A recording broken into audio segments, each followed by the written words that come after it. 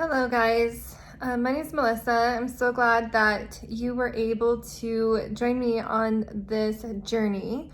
As you can see by my title, this is day one of my journaling that I am going to hopefully do on a daily basis. I'm not going to make any promises. There may be days where I don't upload.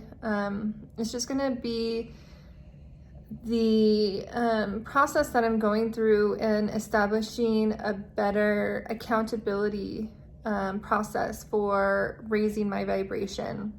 I actually started doing a lot of vibration research.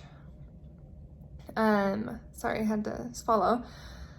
I actually started doing a lot of spiritual vibration research about a year ago when I had a situation in my life that really brought me down, and I didn't know what to do. And a good friend of mine had begun this journey as well and actually introduced it to me, which I am so grateful for because it has opened up so many doors in my life and happiness, and I can actually start seeing the processes and things that if I just go along with the flow, things that happen are just happening because they're meant to happen, and I can actually see that. And so I in doing the research for the higher vibration, I feel like I have access to so many resources: YouTube, Audible, books at the library, my friend, podcasts. There are so many things that I have access to that I've been listening to every day, reading every day.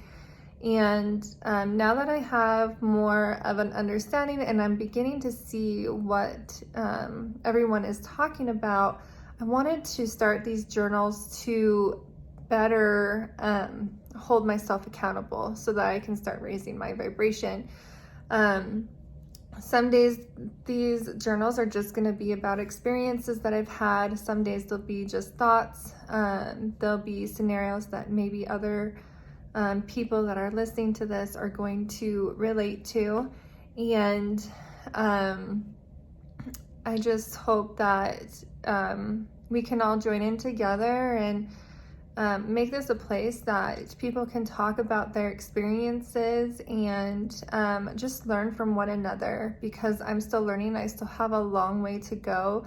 Like I said, I believe I am only at the courage stage right now. When I started at Pride about a year ago. So there are so many levels that I want to get to. Most importantly, right now, I want to just focus on the neutrality level, being in the present moment, clearing my mind, and just being and accepting things as is. There's so many things out there that talk about unconditional love and enlightenment and peace and joy.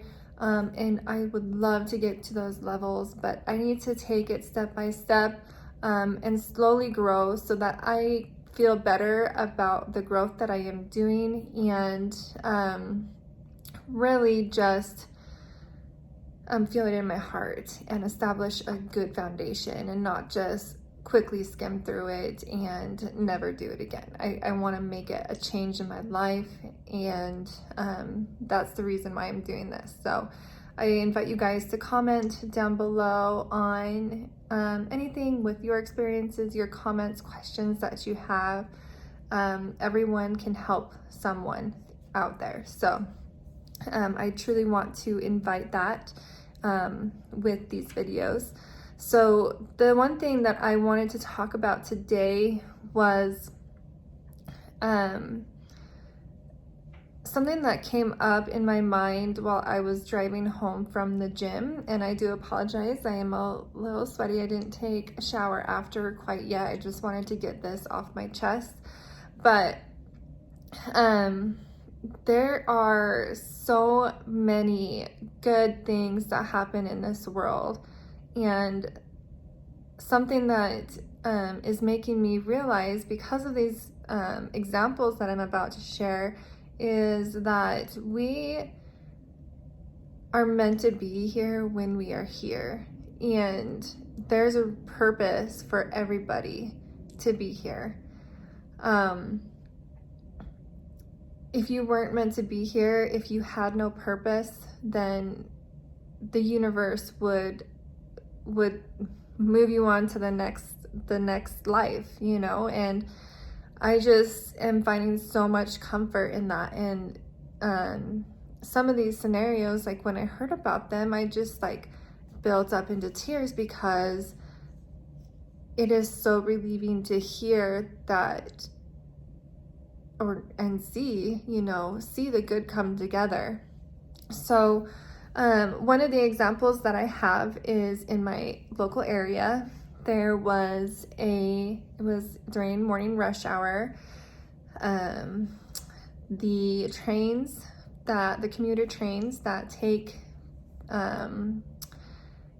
passengers from one city to the next, to our bigger city in Salt Lake City, was running a little bit late.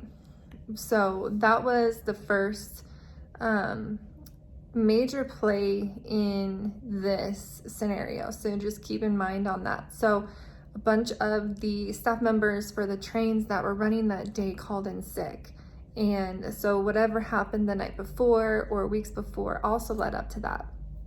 And someone that was commuting to work actually had a medical episode while they were driving, and went unconscious and drove their vehicle onto the train tracks. So a few people saw it and called the emergency line saying, you know, there's someone on the train track, something happened. And luckily there was a police officer at the next exit that was doing a routine traffic stop. He said he was gonna go and check it out. So he finishes up and he checks out the scene. And when he gets there, he just immediately exits his car, runs up the embankment of the railroad tracks, and is trying to get that person out of the vehicle. Granted, he is unconscious, so he's busy trying to do that. In the meantime, the train that was trying to catch up on their route, because they were running late, was coming. And there was a video on it on the news, and you could, as the police officer was running from his car up to the tracks, you could see the light of the train.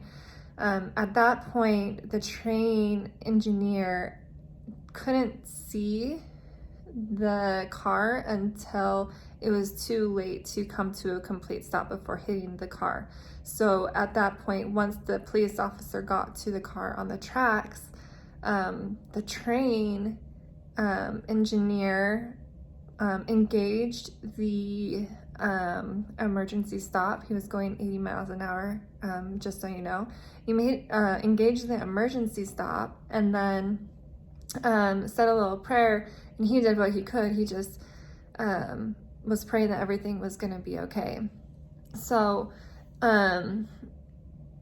as the train was slowing down, of course, it was still going quite fast.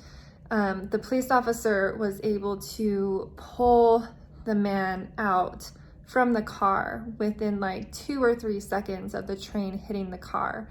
The police officer and the person in that car were uninjured. No one was injured. The only casualty was the car.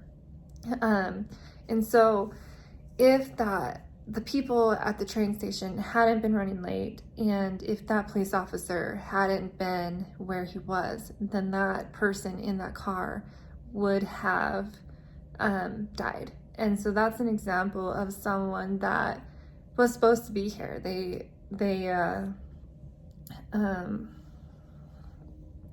Yeah.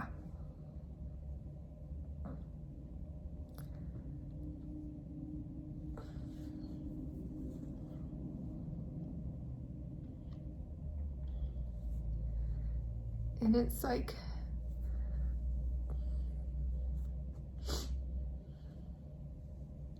they were supposed to be here.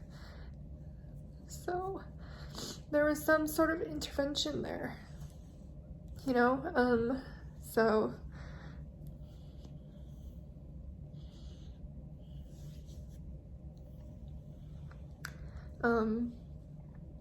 that person was supposed to be here, and that person, sorry, I'm choking up.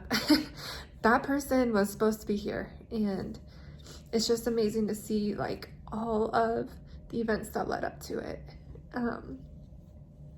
So that's just one example. Another example, it didn't happen in my state, but it was on the news as well, where a drunk driver was driving, and a family with little kids and the mom and dad had started crossing the street, and the drunk driver ran the red light and was literally gonna hit, like you could see, if there wasn't something that was gonna stop that car, the family definitely would not have survived that accident. But just in time, like a black car comes and hits them. Not the people, I mean the drunk driver, out of the way, and happens to push them in a direction that the family was not at, and then the car that hit the drunk driver just spun around in a circle. So it definitely showed that that family was being protected, and it wasn't their time to go.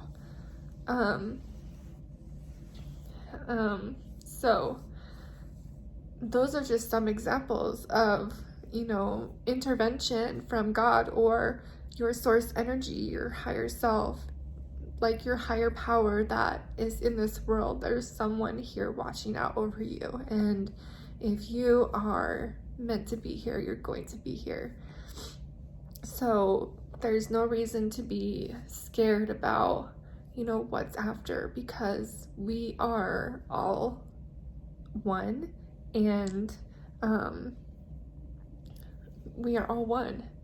Like, everyone is connected. Things happen for a reason, and everyone plays a part in things that happen, and you're here to play a specific part in this world.